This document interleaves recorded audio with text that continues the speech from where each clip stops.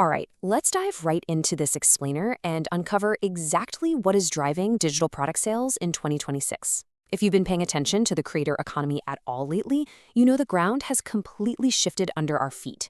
Today, we're looking at real data-backed trends, pulling straight from marketplace analytics, Insight Agent, WAP, and major platform reports. We're going to show you what buyers are actually pulling out their credit cards for right now. No guesswork, just pure market reality. And look, this absolutely matters because understanding these shifts is literally the difference between launching a product that sits at zero sales and building a sustainable, highly profitable asset. We've organized this blueprint into 6 core areas: the 2026 digital product shift, the 4 rules of 2026, top income generating categories, quiet, high margin bestsellers, the idea validation framework, and finally, finding your starting point. Section 1. The 2026 Digital Product Shift, moving away from generic information to specific results. The massive paradigm shift we are seeing right now across all platforms is stark. The old model was honestly pretty simple. You create a generic ebook, upload it, and just sit back waiting for passive income to roll in. Well, that simply doesn't win anymore. Think about your own habits for a second.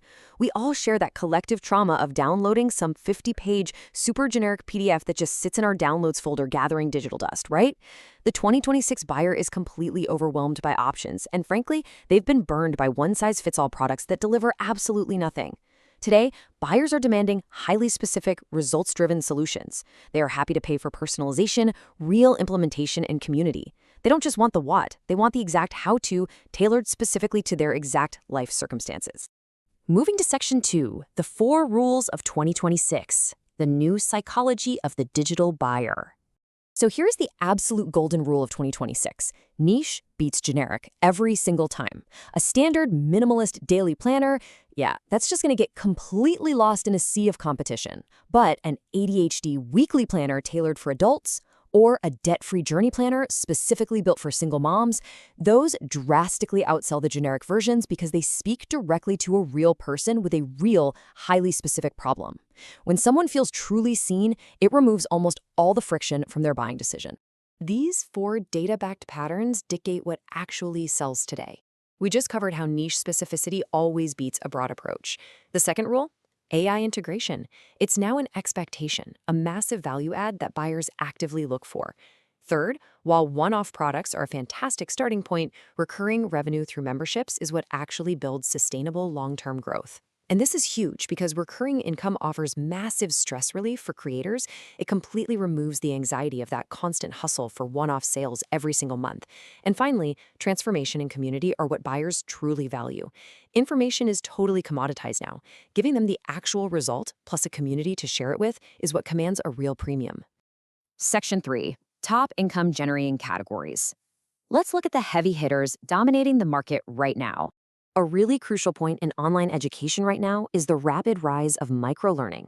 Just 3 years ago, a massive comprehensive 30-hour masterclass was the gold standard. Today, buyers are completely exhausted by those bloated courses that honestly just end up making them feel guilty for never finishing them. They actively prefer quick, low-cost workshops or modules that solve exactly one problem with one solution in under 2 hours. That low time commitment severely reduces their purchase resistance, and they get a fast, clear transformation without all the homework guilt. Looking at the incredibly explosive AI space, we're seeing clear established pricing tiers for products. Listen, buyers are staring at blank ChatGPT prompt boxes and feeling incredibly frustrated. They do not want to learn complex prompt engineering. They want done-for-you workflow systems. And the value scales dramatically here. You can go from a single niche prompt pack at around $9 to $27 all the way up to complete automation SOP bundles and micro SaaS tools, commanding anywhere from $100 to nearly $300. If you can package your workflow and save them time, the market will reward you handsomely. All right, Section 4, quiet, high-margin bestsellers. These are the unglamorous but highly profitable products. 90 to 95%. That massive number represents the profit margins for business templates and spreadsheets right now, according to Insight Agent data. Look, these products do not typically go viral on TikTok, and they certainly don't look glamorous in an aesthetic flat lay photo, but you create them once, and because there are 0 fulfillment costs, almost every single dollar after that initial creation is just pure profit. The buyers in this specific category have extremely high intent. For example, a freelancer who is embarrassed by their chaotic client intake process will eagerly pay premium prices for a polished client onboarding SOP pack, usually around $30 to $100. A business owner who's bleeding cash will easily drop $50 on a multi-tab business dashboard to finally get their finances in order. They are buying immediate relief to urgent, costly headaches. And if you bundle these tools together into a full business operating system, you can easily push that price point up to nearly $200. Now, if you're creating design assets, this is a vital distinction to make and a trap you absolutely must avoid. You have to separate your buyers into two distinct markets. Design for business is entirely utility-focused. These buyers are solopreneurs and content creators who need brand kits and templates to save them time and make them look professional instantly. On the flip side, design for home is completely emotional and aesthetics-focused. These are folks looking for wall art or wellness prints that resonate deeply with them. Your big takeaway here? Do not mix these up. Trying to sell a beautiful but functionally useless business template to a busy entrepreneur will just result in angry emails and rapid refunds. Section 5. The Idea Validation Framework. Don't guess, verify with data. Consider this brilliantly simple 3-step validation framework your absolute insurance policy against wasted time. Step 1, go straight to the marketplaces like Etsy or Gumroad and verify if products similar to your idea actually have high sales volume right now.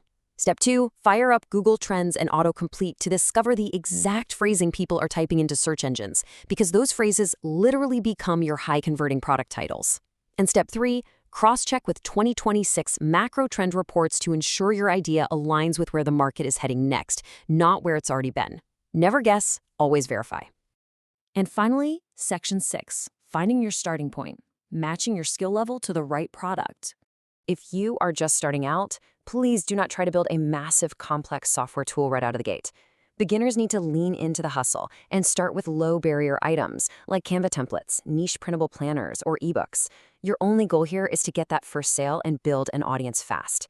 But if you're an advanced creator with an established audience, your focus has to fundamentally shift. You need to start leveraging products with compounding recurring revenue streams, things like paid community memberships, website themes, or micro SaaS tools. That's how you build a scaled-up business that doesn't rely on exhausting new product launches every single month. So here is the absolute key when constructing your offer: bundling. A standalone ebook competes on information alone. And as we've already learned, information is heavily commoditized.